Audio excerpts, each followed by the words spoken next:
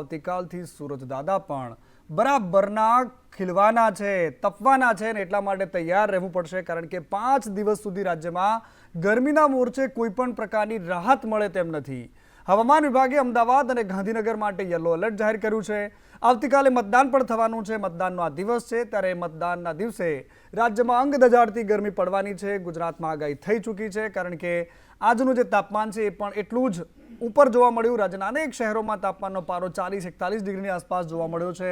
વડોદરા, સુરત, સુરેન્દ્રનગર એ તમામ જિલ્લાઓ રહ્યા કે જ્યાં 39 ડિગ્રી તાપમાન હતું. ઓડિશામાં આજે ઓછું તાપમાન જોવા મળ્યું. ગાંધીનગરમાં પણ 38.6 ડિગ્રી તાપમાન જોવા મળ્યું. ડીસામાં પણ ઓછું તાપમાન હતું, પરંતુ આવતીકાલથી લઈને હવે 3 દિવસ સુધી તૈયાર રહેવું પડશે.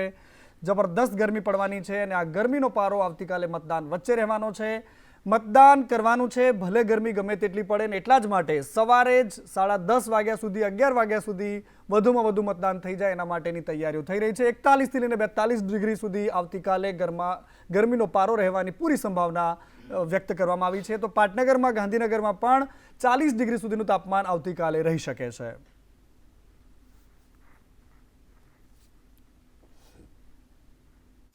वाले 5 दिनों के लिए हीट वेव वार्निंग गुजरात और सौराष्ट्र रीजन में दी गई है, और जो जिले हैं जहां पे हीट वेव वार्निंग दी गई है वाले 5 दिनों के लिए पूरे गुजरात कोस्ट के लिए हॉट एंड ह्यूमिड कंडीशन बनी रहेगी.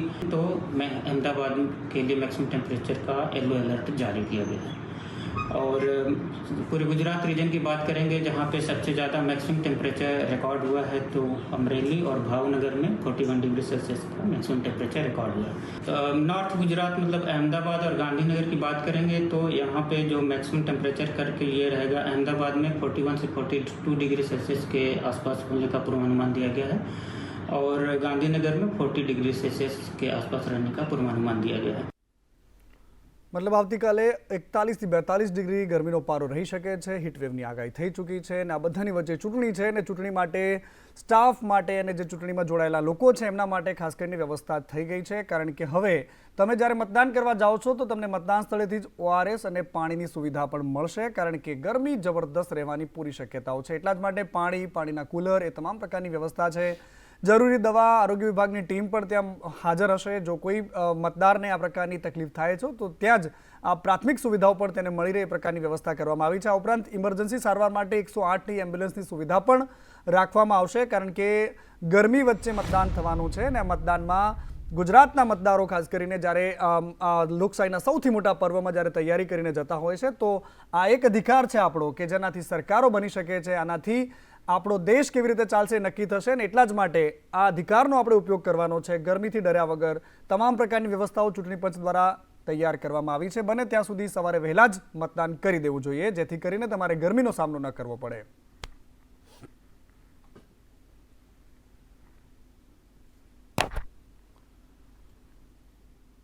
અને ચૂંટણી પંચે પણ તમામ તૈયારીઓ કરી દીધી છે. આવતીકાલે મતદાન થવાનું છે. લોકસભાની ચૂંટણીનું ગુજરાતમાં 25 બેઠકો છે જ્યાં મતદાન થશે. ગુજરાત સહિત 12 રાજ્યોમાં મતદાન થવાનું છે. રાજ્યની 25 બેઠકો માટે મતદાન થવાનું છે. ગુજરાતના ઘણા બધા દિગ્ગજ ચહેરાઓ છે કે જેમનું ભાવિ આવતીકાલે ઈવીએમમાં કેદ થશે. સુરત બેઠક પર ભાજપ પહેલેથી જીતી ચૂકી છે, એટલે હવે 25 બેઠકો રહી છે.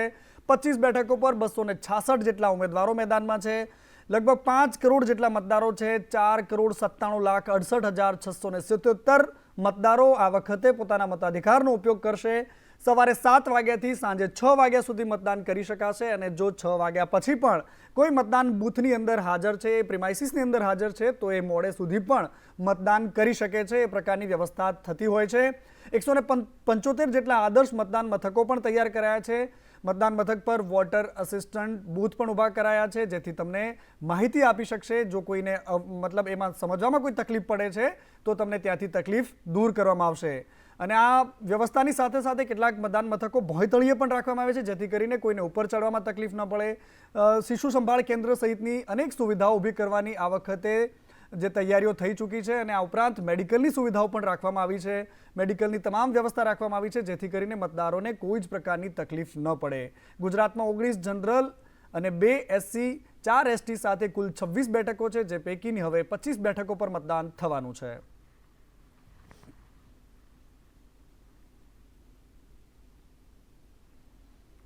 તો લોકસભા જ નહીં પરંતુ ગુજરાતની વિધાનસભાની પેટા ચૂંટણીઓમાં પણ આવતીકાલે મતદાન થવાનું છે। 5 જેટલી પેટા ચૂંટણીઓ છે ગુજરાતમાં, કારણ કે અહીંના નેતાઓએ છેલ્લી ઘડીએ ચૂંટણી પહેલા ભારતીય જનતા પાર્ટી જોઈન કરી લીધી હતી। ચૂંટાયેલા હતા વિપક્ષમાંથી, કોંગ્રેસ અને આમ આદમી પાર્ટીમાંથી। આ તમામ નેતાઓનો હવે મતદારોના હાથમાં ભાવિ છે, કારણ કે આ વખતે તેઓ ઊભા છે અને આ ચૂંટણી પણ આવતીકાલે જ થવાની છે। માણાવદર, પોરબંદર, આ તમામ બેઠકો છે, વિજાપુર અને તમામ બેઠકો જે 5 બેઠકો છે, જેના માટે તમામ પાર્ટીઓ દ્વારા તૈયારીઓ કરી લેવામાં આવી છે। મતદારો નક્કી કરશે કે અહીંયા હવે કોણ ધારાસભ્ય બનશે, કારણ કે ચૂંટણી પંચે એની તમામ તૈયારીઓ પૂર્ણ કરી લીધી છે।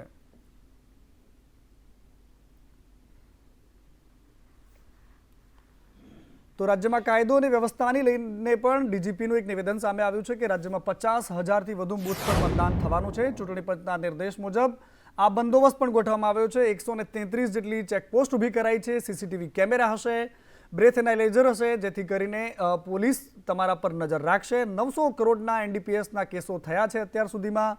અસામાજિક તત્વો સામે કાર્યવાહી પણ કરાઈ રહી છે। 3.5 લાખ લોકો સામે પગલાં ભરાયા છે। આ ખૂબ મોટો આંકડો છે ગુજરાતનો, કારણ કે ચૂંટણી પહેલા કેટલાક જે અસામાજિક તત્વો છે એમને પોલીસ પહેલેથી જ રડારમાં લઈ લેતી હોય છે અને 165 જેટલા ગેરકાયદેસર હથિયારો પણ કેસ થયા છે, જેમની પાસેથી ઝડપાયા છે।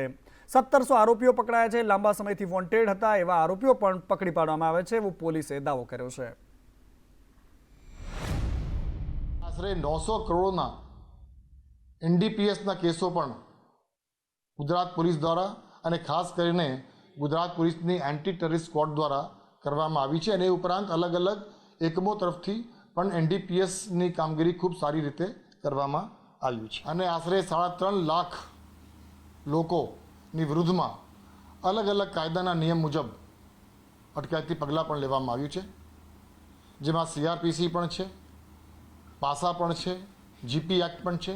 એ તમામમાં અલગ અલગ પ્રકારે અટકાયતી પગલાં પણ ગુજરાત પોલીસ તરફથી લેવામાં આવ્યું છે। તો ગુજરાતમાં લોકસભાની 25 બેઠકો અને પેટા ચૂંટણીની 5 વિધાનસભાની બેઠકો છે, જ્યાં મતદાન થવાનું છે। મતદાનને લઈને ચૂંટણી પંચ દ્વારા તમામ વ્યવસ્થાઓ પૂર્ણ કરવામાં આવી છે।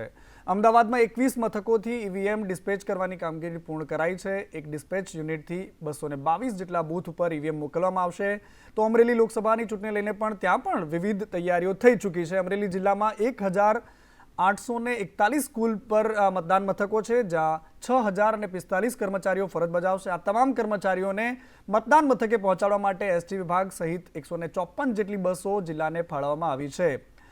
આવતીકાલે મોરબી જિલ્લામાં પણ મતદાન થવાનું છે। ત્યાં પણ આ જ પ્રકારની વ્યવસ્થા છે। મોરબી હોય, નવસારી હોય કે રાજકોટ કે પછી વડોદરા, આ તમામ અલગ અલગ સ્થળો પર ચૂંટણી પંચ દ્વારા કામગીરી કરવામાં આવી રહી છે। આ દ્રશ્યો છે જે ટીવી કેમેરામાં અમે તમને બતાવી રહ્યા છીએ, પરંતુ બીજી બાજુ એવી પણ ભૌગોલિક પરિસ્થિતિવાળા વિસ્તારો છે ગુજરાતમાં કે જ્યાં જવું બહુ મુશ્કેલ હોય છે। દરિયાની વચ્ચે જઈને કે પણ ડુંગરો પર પણ મતદાન માટેની તમામ વ્યવસ્થાઓ ગુજરાતમાં થઈ રહી છે અને એટલા જ માટે આ લોકશાહીના સૌથી મોટા પર્વમાં કર્મચારીઓ જોડાયા છે, ચૂંટણી પંચ જોડાયો છે, તો આપણે સૌએ સવારે વહેલા ઉઠીને મતદાન કરવાનું છે।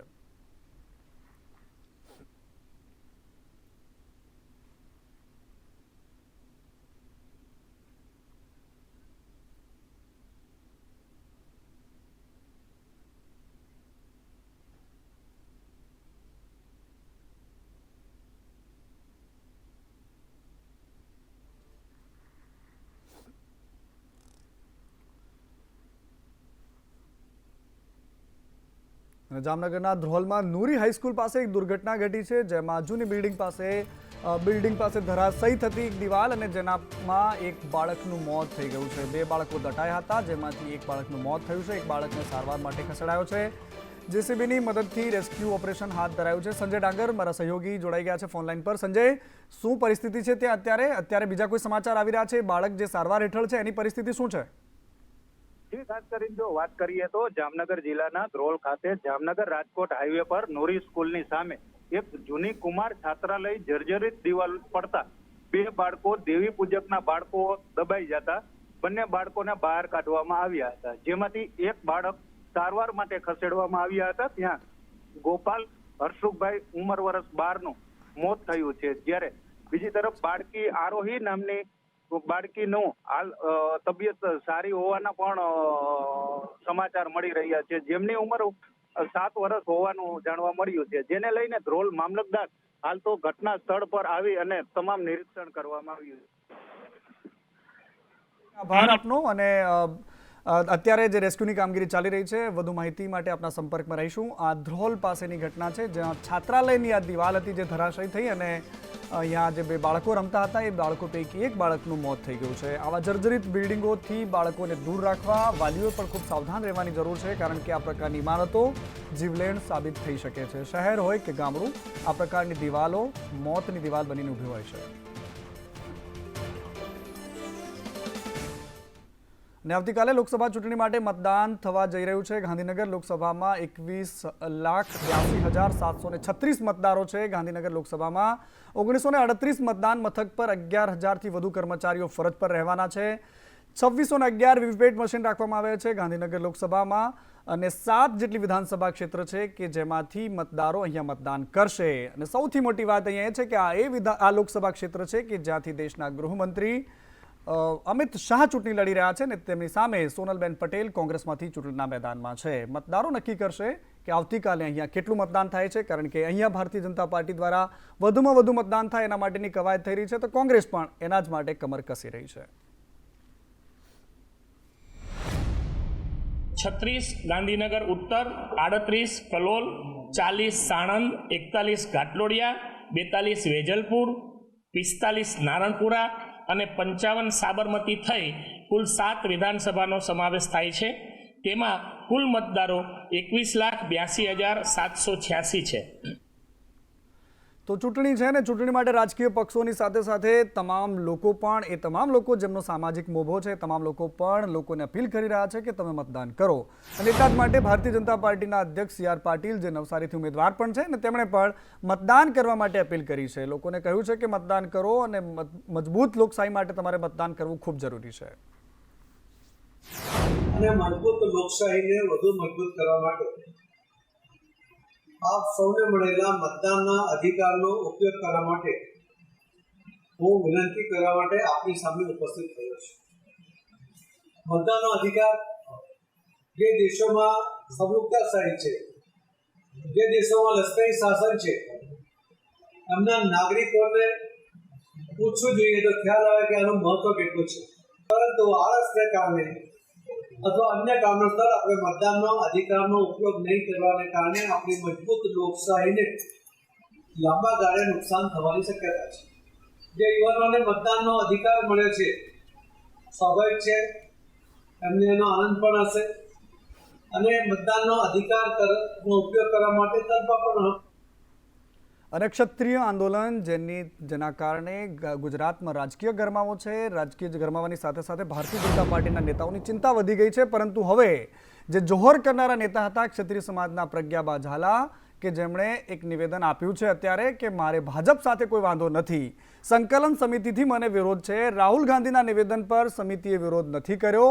સંકલન સમિતિનું આંદોલન કોંગ્રેસ તરફી હોવાનું લાગે છે. આ એ જ પ્રજ્ઞાબા છે જેમણે થોડા દિવસો પહેલા જોહર કરવાની પણ ચીમકી ઉચ્ચારી હતી. હવે શું કહી રહ્યા છે પ્રજ્ઞાબા, આવો સાંભળી લઈએ.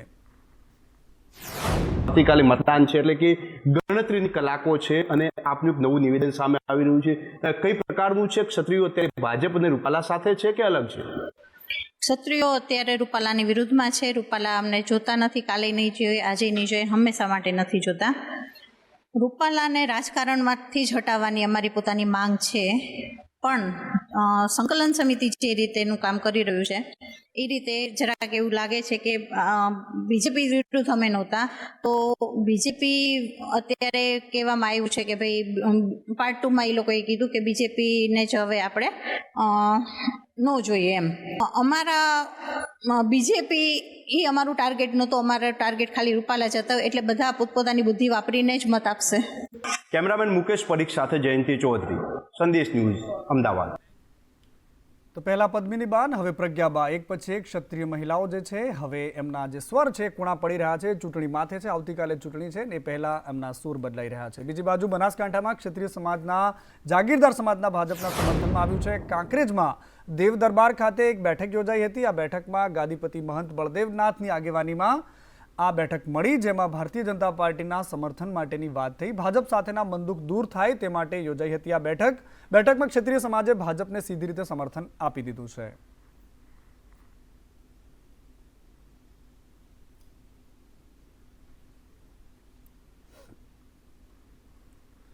અને પહેલા દિલ્હી અને ત્યારબાદ અમદાવાદની 25 જેટલી સ્કૂલોને બોમ્બથી ઉડાવી દેવાની ધમકી મળી હતી. એક બાદ એક સ્કૂલને ઈમેલ મળ્યા અને ઈમેલ મળતા જ તંત્ર દોડતું થઈ ગયું. પોલીસ આ ઘટના સ્થળે પહોંચી ગઈ, સ્કૂલોમાં તપાસ કરી. ધમકીવાળી સ્કૂલો પર જઈને પોલીસ અને બોમ્બ સ્ક્વોડની ટીમ ગઈ.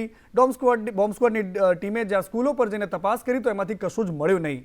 ચેકિંગ દરમિયાન કોઈ પણ પ્રકારની એવી કોઈ વસ્તુ ના મળી કે જે શંકાસ્પદ લાગતી હોય.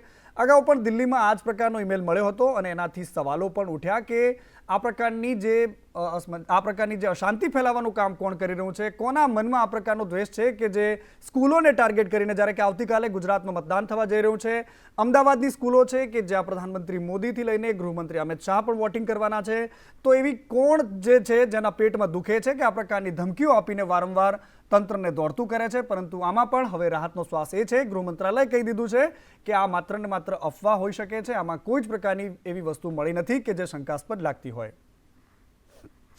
4 જેટલા અમદાવાદ સિટીમાં અને 4 જેટલા અમદાવાદ ગ્રામ્યમાં સ્કૂલોમાં એક રશિયન ડોમેન ધરાવતી mail.ru મારફતે તમામ સ્કૂલોમાં મેલ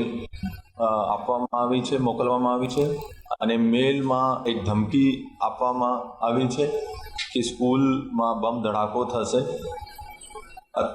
અત્યાર સુધી 16માંથી 14 સ્કૂલની BDDS ચેકિંગ અને ડોગ સ્ક્વોડ મારફતે અને સાયબરની ટીમ પણ એનો એનાલિસિસ કરી ચૂકી છે અને કોઈ પણ સ્કૂલમાં 14 સ્કૂલમાં કોઈ પણ શંકાસ્પદ વસ્તુ મળી નથી. અને અત્યારે એક મૌલાના પકડાયા છે જેને લઈને ચર્ચાઓ પૂરજોશમાં છે, કારણ કે આ મૌલાનાની જે મેલી મુરાદ હતી તે હવે ખુલી રહી છે. સુરતમાં હિન્દુ નેતાની હત્યાના ષડયંત્ર મુદ્દે એક મોટો ખુલાસો થયો છે. 1 કરોડ રૂપિયા લઈને મૌલાના હત્યા કરવા માંગતો હતો. પાકિસ્તાન અને નેપાળમાં તેમના આકાઓ હતા, તેમની મદદથી એમણે ધમકી આપી હતી. આરોપી મૌલાના સોહેલ પાકિસ્તાન અને નેપાળના આકાઓના સીધા સંપર્કમાં હોવાની વાત પણ ખુલી છે. પોલીસને નેપાળના શહેનાઝ અને મૌલવી વચ્ચેની ચેટ મળી છે. ઉપદેશ રાણા સુરતમાં રહેતો હોવાથી મૌલાનાને પસંદ કરાયો હતો. મૌલાનાને પાકિસ્તાનના હેન્ડલર ડોગરે પણ સંપર્ક કર્યો હતો, એની જ પસંદગી કરવામાં આવી હતી. મૌલાના સોહેલને 1 કરોડની ઓફર કરાઈ હોવાની પણ વાત ખુલી છે. આતંકી સંગઠન સાથે સારગાત રાખીને હિન્દુ નેતાઓની હત્યા કરવાનું કાવતરું રચનાર મોહમ્મદ સોહેલ અબુબકર ટોમરની અત્યારે ક્રાઇમ બ્રાન્ચ દ્વારા પૂછપરછ કરવામાં આવી છે અને હવે પૂછપરછ દરમિયાન NIA, ATS અને રો દ્વારા પણ તેની પૂછપરછ કરવામાં આવી છે. અત્યારે આપણે ક્રાઇમ બ્રાન્ચ ખાતે ઊભા છે. ત્યાં આગળ વહેલી સવારથી જ ATS, રો અને NIAની ટીમ છે તે આવી પહોંચી છે અને અબુબકરને છેલ્લા 4 કલાકથી પૂછપરછ કરવામાં આવી રહી છે. જે રીતના હિન્દુ નેતાઓને જાનથી મારી નાખવાની ધમકી આપી હતી અને मिलता है ये वो बहुत बड़ी बड़ी बातें कर रहा था तू. जब वीर ने वहाँ से बुर्ज खलीफा के पास से वीडियो बनाया तो उस वक्त कहाँ गई तेरी सब अकड़, कहाँ गई उस वक्त सब तेरी? और तू जब पुलिस के जो पहुँच बता रहा था तो उस वक्त क्या हुआ था? जाना चाहिए ना दुबई तेरे को. उस वक्त तो टाई फिश हो गई थी. दोबारा किसी मुसलमान से पंगा मत लियो. ये तो एक वीर था, समझा ना? एक वीर था पाकिस्तानी, अभी इंडिया में भी ऐसे मौजूद है. હવે વાત કરવી છે દિનુ બોઘા સોલંકીને કે જેમને રાહત મળી ગઈ છે. અમિત જેઠવા હત્યા કેસમાં એમને મોટી રાહત મળી છે. દિનુ બોઘા સોલંકીને એમને કેસમાંથી છુટકારો થયો છે. ટ્રાયલ કોર્ટનો ચુકાદો છે ફગાવતી. ગુજરાત હાઈકોર્ટે આ ટ્રાયલ કોર્ટનો ચુકાદો ફગાવી દીધો છે. દિનુ બોઘા સોલંકી સહિતના આરોપીઓને નિર્દોષ જાહેર કરવામાં આવ્યા છે. અમિત જેઠવા હત્યા કેસમાં તમામને દોષમુક્ત જાહેર કરાયા છે. ગુજરાત હાઈકોર્ટે ટ્રાયલ કોર્ટના ચુકાદાને અયોગ્ય ગણાવ્યો છે. આ ખૂબ મોટી રાહત છે પૂર્વ સાંસદ દિનુ સોલંકીને લઈને.